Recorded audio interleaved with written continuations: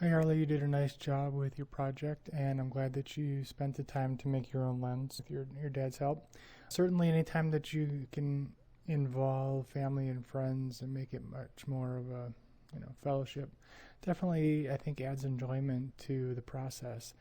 Certainly, photography is something that is often very focused on the individual, just because one person typically has a camera, and so you can get out there and take pictures together with a friend or family member, get together and make something like a pinhole. I think that adds some value on a personal level.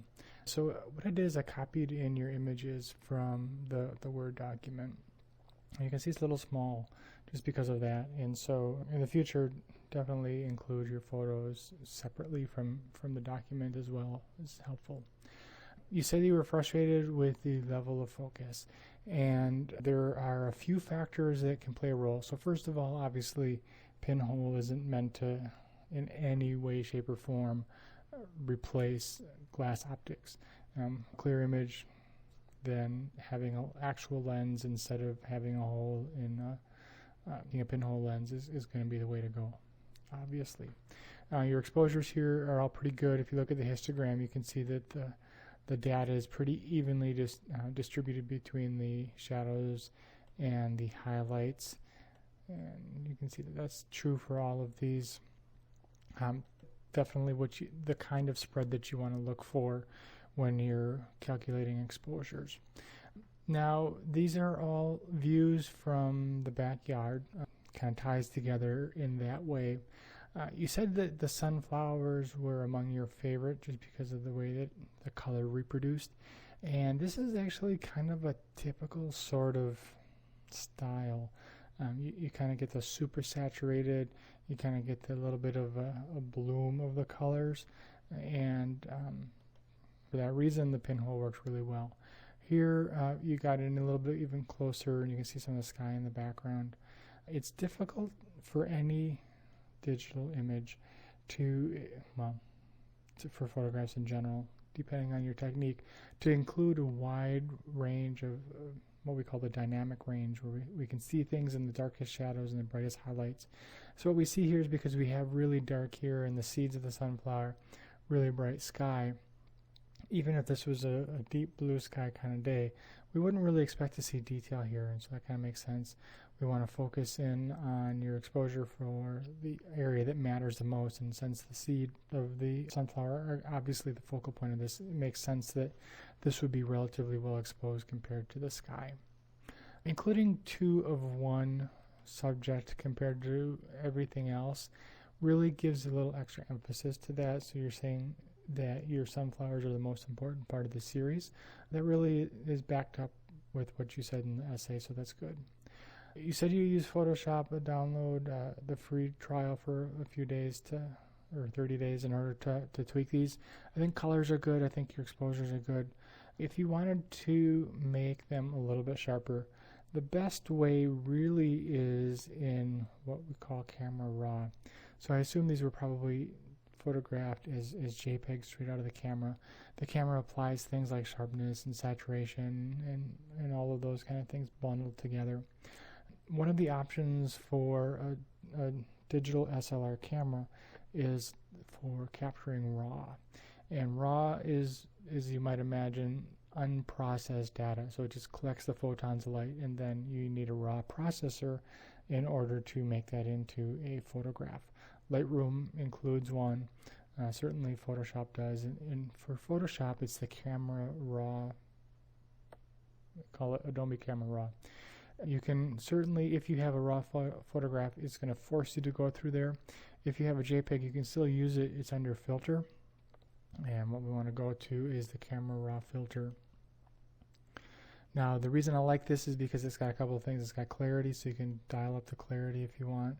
And you can start to see with a little bit of extra tweaking, we kind of get more of an impression of this being a portrait. The other one that we can use is if you kind of come over to this detail tab, not the detail, it's under FX. We have dehaze. And if you go to the right, then you can further bring out detail. Now, of course, we're also seeing more detail here in the dust on your lens. cap, and that's kind of unavoidable. And so once you start to get that, then you really need to start thinking about cleaning it up as well.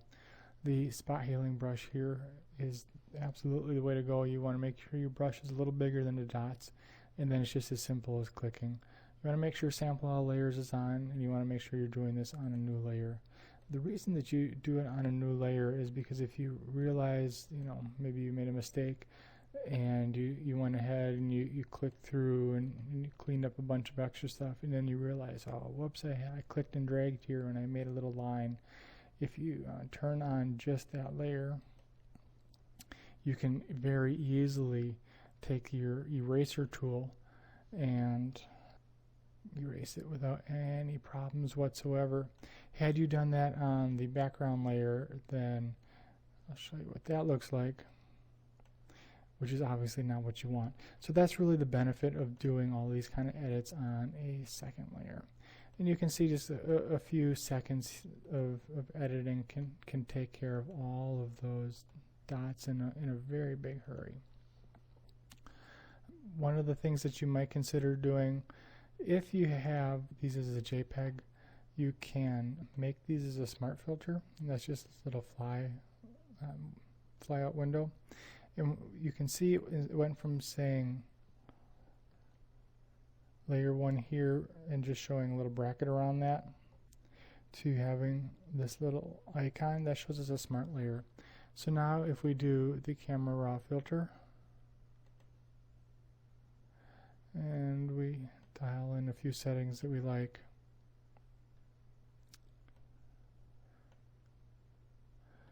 and I'm not saying these are the best settings, but just to give you an idea of what you might consider. Now what we can do is we can click and we can drag that to the next one. Now because this wasn't a smart object, of course we need to do smart object first.